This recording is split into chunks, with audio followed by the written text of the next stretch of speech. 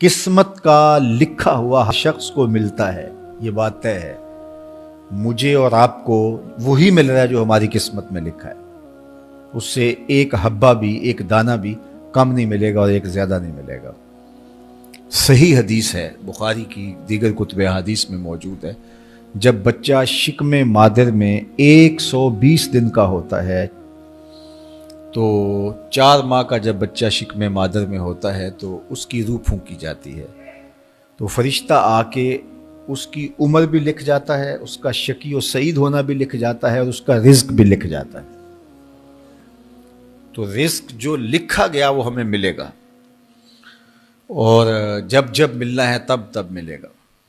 جو لکھا گیا ہے وہ بہر صورت ہمیں حاصل ہوگا۔ اب وہ جو ہماری قسمت کا رزق ہے اس کے حصول کا ذریعہ کیا ہے؟ بذریعہ حلال ملتا ہے یا اس کے ذرائع حصول کے وہ حرام ہیں؟ تو یہ اللہ کے ذکر کو چھوڑنے کی سزا یہ ہے کہ ملا وہی جو قسمت کا تھا، لیکن دولت عثمان نہ ملی، دولت قارون ملی۔ لکھا جو تھا، مقسوم تھا، ملا وہی، ایک دانہ بھی زیادہ نہیں ملا اور ایک دانہ بھی کم نہیں ملا، لیکن اس کی سزا کاٹنی پڑے گی اس لیے کہ حصول کے ذرائع حرام تھے۔ تو حضرت اکرمہ رضی اللہ تعالیٰ عنہ فرماتے ہیں کسباً حراماً، تو معیشت تنگ کیسے ہوتی ہے؟ بندہ کہتا ہے کہ یہ تو بڑا کما رہا ہے لیکن کما بذریعہ حرام رہا ہے۔ اللہ اکبر۔ بعض اوقات کچھ لوگ محنت کر کے بھی حرام کماتے ہیں۔ ہم نے دیکھا کہ اس گرمی میں جو لوگ مزدوری کرتے ہیں اور بالخصوص لوہے کی بھٹی پہ جو کام کرنے والے ہیں، کتنا سخت کام ہے، لیکن وہاں بھی جو ہے وہ چاہے 15-20 منٹ جو ہے وہ خیانت کر کے اپنے اس رزق کو حرام بنا لیں اور ناجائز کر لیں، اتنی مشقت کے باوجود بھی کیتی کتری پئی کھو محمد پھر سکہ بنیا زردہ۔ تو ایک سودا ایسے بھی بک جاتا اگر 2 منٹ گاہک کو دیتا، لیکن جھوٹی قسم کھا لی اور وہ لے کے چلا گیا، سودا تو بک گیا لیکن ذریعہ اس کا حرام ہو گیا۔ یہ ذرا دیکھیے، جھوٹی قسم کھانے والے کو اللہ نظر رحمت سے بھی نہیں دیکھے، اتنی بڑی سزا ہے اس کی، اور نہ بکتا کوئی اور آ کے لے جاتا۔ جو قسمت میں لکھا ہے وہ تو آپ کا ہر صورت میں ہوگا، لیکن کچھ لوگوں کو اللہ کے ذکر کو چھوڑنے کا نتیجہ یہ ملتا ہے کہ پھر وہ ان کے ذرائع آمدنی جو ہوتے ہیں، محنت کے باوجود بھی کسب حرام ہو جاتا ہے کسی نہ کسی وجہ سے۔ کئی لوگ دودھ اکٹھا کرتے رہتے ہیں، آخر میں ایک قطرہ پیشاب کا ڈال دیتے ہیں۔ سادہ مثال آپ کے سامنے رکھوں، کتنی محنت سے وہ کیا تھا، تو اپنی ساری محنت کو ضائع کر دیتے اور حرام کا ٹانکا لگا دیتے، ایک قطرے سے وہ سارا ضائع کر بیٹھتے۔ تو یہ اللہ کے ذکر سے منہ موڑنے کا نتیجہ ہے۔ جب تمہارے دل اللہ کی یاد سے خالی ہو جائیں گے، تمہاری زندگیوں میں قرآن نہیں ہوگا، تمہاری زندگیوں کے اندر اسلام کے اجالے نہیں ہوں گے، تو پھر نتیجہ کیا ہوگا کہ معیشت دنک کیا ہے؟ کسباً حراماً۔ دوسرا معنی کہ تنگ زندگی، تلخ زندگی، جو حضرت عبداللہ ابن عباس سے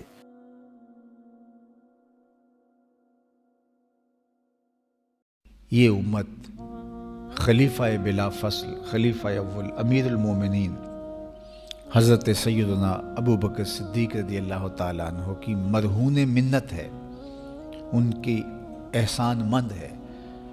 اقبال نے کہا تھا امن الناس بر مولائے ما، کلیم اول سینائے ما، ہستی او کشت ملت را چوں ابر، ثانی اسنین و غار و بدر و قبر۔ کہتے ہیں کہ وہ شخص جس نے ہمارے آقا و مولا پہ سب سے زیادہ احسانات کیے، اور میرے آقا کریم نے ارشاد فرمایا میرے اوپر جس نے بھی کوئی نیکی کی میں اس کا بدلہ چکا دیا دنیا پر ہی، لیکن ایک ابو بکر ایسے ہیں جن کی نیکیوں کا بدلہ قیامت کے دن رب ہی چکائے گا۔ یہ حضور علیہ السلام نے ارشاد فرمایا۔ اور پھر میں ما نفعنی مال احد قط، ما نفعنی مال ابی بکر مجھے کسی کے مال نے اتنا نفع نہیں دیا جتنا ابو بکر کے مال نے نفع دیا. اپنا سب کچھ حضور کی راہوں میں نچھاور کر دیا. مال پیش کیا، جان پیش کی، اولاد پیش کی، وقت دیا، ایک ایک سانس حضور کے نام کر دی. کہتے ہیں حضور علیہ السلام کا سایہ نہیں تھا، لیکن ابو بکر رضی اللہ تعالیٰ عنہ سایہ بن کے حضور کے ساتھ رہے، سائے کی طرح حضور کے ساتھ رہے.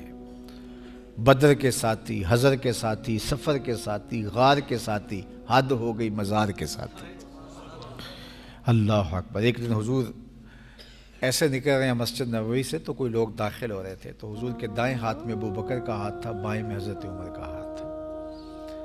تو حضور ایسے دونوں کے ہاتھ پکڑ کے باہر نکل رہے تھے، تو کسی کو اندر آتے دیکھا تو اس کو دیکھ کر کے کہا قیامت کے دن ہم قبروں سے یوں ہی اٹھائے جائیں گے، میرے دائیں ہاتھ میں ابو بکر کا ہاتھ ہوگا، بائیں ہاتھ میں عمر کا ہاتھ ہوگا. اللہ اکبر. سیدہ کہول اہل الجنہ، جنت کے بوڑھوں کا سردار کہا. ابو بکر فی الجنہ، جنت کی بشارت دی. عشرہ مبشرہ میں سے پہلا نام حضرت ابو بکر رضی اللہ تعالیٰ عنہ کا ہے. فرمایا میرے 2 وزیر آسمان پہ ہیں، 2 وزیر زمین پہ ہیں. آسمان پہ میرے 2 وزیروں کا نام جبرائیل و میکائیل ہے، اور زمین پہ اوپر میرے 2 جو وزیر ہیں، ایک کا نام ابو بکر ہے، ایک کا نام عمر ہے. تو کیا شان ہے حضرت ابو بکر صدیق رضی اللہ تعالیٰ. ہر نبی کا صحابی عظمتوں کے معراج پہ ہے، لیکن جو شان حضور کے اس جاں نثار کو دی گئی ہے، اللہ اکبر. قرآن نے بھی کہا نا وَثَانِيَ اثْنَيْنِ إِذْ هُمَا فِي الْغَارِ. اللہ اکبر. 2 میں سے دوسرا، اللہ اکبر. جب وہ غار میں تھے، 2 میں سے دوسرا. اس لفظ کی خوبصورتی ملاحظہ کیجئے، 2 میں سے دوسرا. حضرت عمر کہا کرتے تھے، حضرت صدیق اکبر کا ذکر کرتے ساتھ رو پڑتے اور کہتے کہ ابو بکر میری ساری زندگی کی نیکیاں لے لیں، وہ غار والی ایک نیکی مجھے دے دیں. ساری نیکیاں زندگی کی ابو بکر لے لیں، ایک نیکی غار والی مجھے دے دیں.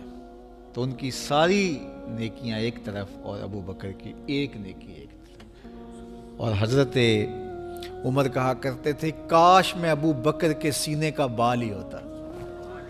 کوئی کم شان ہے؟ یہ حضرت عمر کہہ رہے ہیں. یہ عمر جس کے بارے میں میرے حضور علیہ السلام نے فرمایا کہ میرے بعد اگر نبوت کا دروازہ بند نہ ہوا ہوتا، میرے بعد اگر کسی نے نبی ہونا ہوتا تو وہ عمر ہوتا.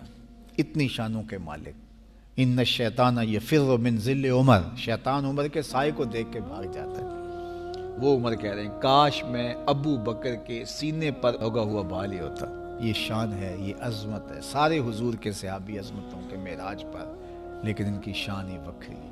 کسی پنجاب شاعر نے کہا کہ سارے یار نبی دے سونے، نہیں کوئی اینا یاراں ورگا، نہ کوئی ہویا نہ کوئی ہوسی، اینا جان نثاراں ورگا، نہ اس دھرتی پیدا کیتا، اینا یاراں ورگا، اعظم شان صدیق کی دساں اکو یار ہزاراں ورگا. وہ عظمتوں کی کس معراج پہ امن الناس بر مولائے ماں، کلیم اول سینائے ماں، ہستی او کشت ملت راچو ابر، ثانی سنین و غار و بدر و قبر. بدر کے بھی ساتھی، قبر کے بھی ساتھی، مزار کے بھی ساتھی، غار کے بھی ساتھی.